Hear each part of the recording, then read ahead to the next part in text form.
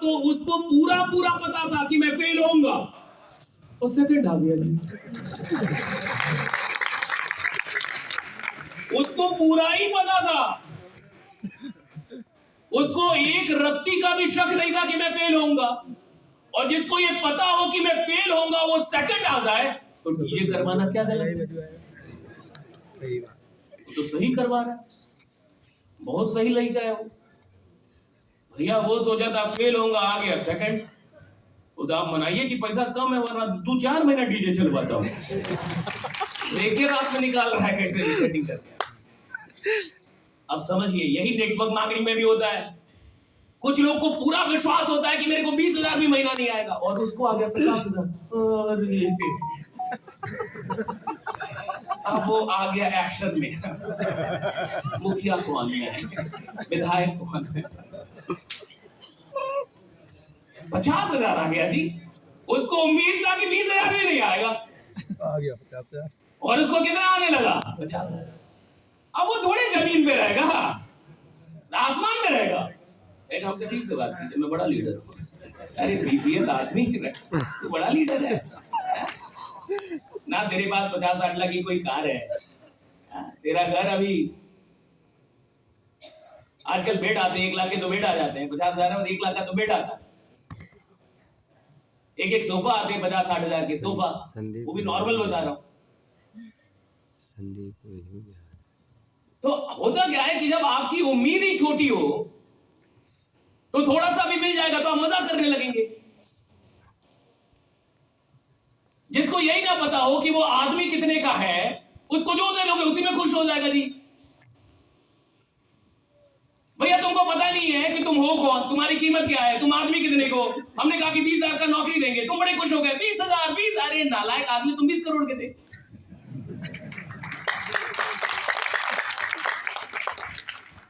आदमी आप 20 करोड़ के थे, और आपको 20,000 पे हमने आपको, आप बड़े खुश हैं। 20,000 कर रहे हैं आप, 20,000 की नौकरी मिल गई। देखिए, जिस इंसान को अपनी कीमत नहीं पता होगी, अगर आप अपनी वैल्यू नहीं समझते हैं, तो ये दुनिया आपको कुछ भी दे देगी और आप बहुत मजे मजे में रहेंगे। जिस दिन आपको अपनी कीमत समझ में आती है, उस दिन आपकी लड़ाई इस जमाने से शुरू होती है कि मैं इतने का आदमी हूं नहीं, मेरे को अधिक चाहिए, मैं बड़ा आदमी हूं, मैं इतने का आदमी नहीं हूं, मैं लाख का आदमी नहीं हूं, मैं 5 लाख का आदमी नहीं हूं। ये आपको समझ में आना चाहिए। अब देखिए होता क्या है, ये समझ में क्यों नहीं आता? क्योंकि उसको पता मेरी औकात ही नहीं। जो इंसान बेहतर बनता है उसको ये महसूस होता है कि मैं जहां हूं वहां से ऊपर का आदमी हूं। बेहतर क्यों बनना होता है? क्योंकि जितना मिल रहा है वो कम लगेगा।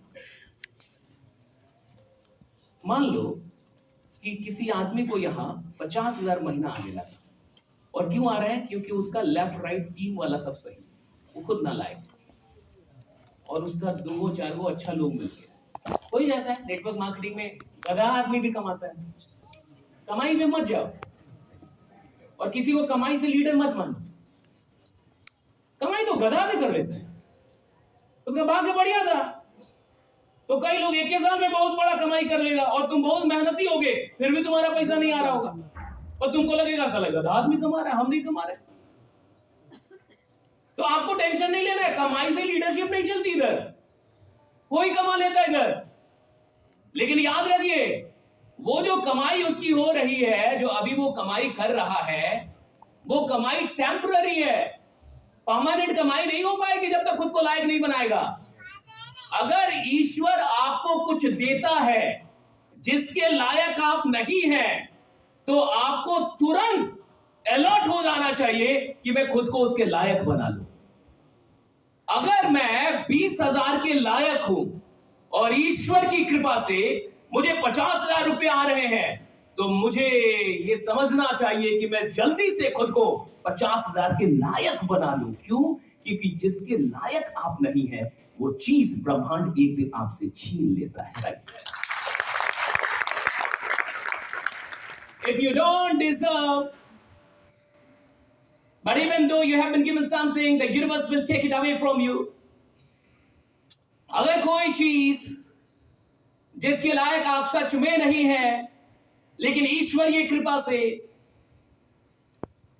आपको वो चीज मिल गई और फिर भी आपने खुद को लायक नहीं बनाया, तो याद रखिएगा, जिन चीजों के लायक आप नहीं होते वो एक ना एक दिन आपसे छीन ली जाती है, राइट? चाहे वो अमीरी हो, प्रसिद्धि हो, कोई भी चीज हो, वो छीन ली जाएगी आपसे। हम क्यों सीखते हैं, हम क्यों सुनते हैं, हम क्यों किताबें पढ़ते हैं, हम क्यों ट्रेनिंग में आते हैं? ताकि खुद को लायक बनाते जाए। लीडर वो है जो अपने आप को ऐसे इंप्रूव करे कि उसे हमेशा ये लगे कि मुझे जितना मिल रहा है कम है। That's the only formula. Leader वो है जो अपने आप को ऐसे इंप्रूव करता चले, अपनी मेहनत को ऐसे बढ़ाए, अपनी दीवानगी को ऐसे बढ़ाए, अपने पागलपन को ऐसे बढ़ाए, अपनी ऊर्जा को ऐसे बढ़ाए, अपने उत्साह को ऐसे बढ़ाते रहे कि उसको हमेशा ये महसूस हो कि जितना मिल रहा है मैं इससे बड़ा नहीं। देखिए, अगर एहसान खुदा का है तो खुदा छीन भी सकता है। अगर तुम खुदा के एहसान तले आगे बढ़ो कि यार ये तो खुदा, नहीं, मैं तो कहता हूं खुदा से लड़ने के लायक बनो। मेरा फिलॉसफी, लड़ो ना, लड़ो खुदा से, फाइट विद गॉड। भगवान से आपको फाइट करने आना चाहिए। वो मेहनत ही क्या जिसमें ईश्वर से लड़ नहीं पाए तुम, वो दीवानगी क्या जिसमें ईश्वर से लड़ नहीं पाए। और आदमी को उस दिन जरूर मिलना शुरू होता है सारी चीजें जिस दिन उसको लगता है कि मैं खुदा से लड़ने के लायक। बिल्कुल लड़ाई होती है ईश्वर से कि मुझे आप क्यों नहीं दे रहे, मुझे में क्या कमी है, मैंने कहां कमी कर रखी है, मैं मेहनत कर रहा हूं। आप 2 नंबर के धंधे वाले को पेट्रोल पंप देंगे, खराब लोगों को आप बड़े बड़े घर देंगे, मैं ईमानदार आदमी हूं, मेहनत कर रहा हूं 4 साल से, दिन रात उठ के काम कर रहा हूं, और आप मुझे नहीं देंगे, तो खुदा है कि नहीं, राइट? आपको लड़ना आना चाहिए। मतलब 2 नंबर और 3 नंबर के धंधा वाला वो आदमी अमीर बनेगा, करोड़पति बनेगा।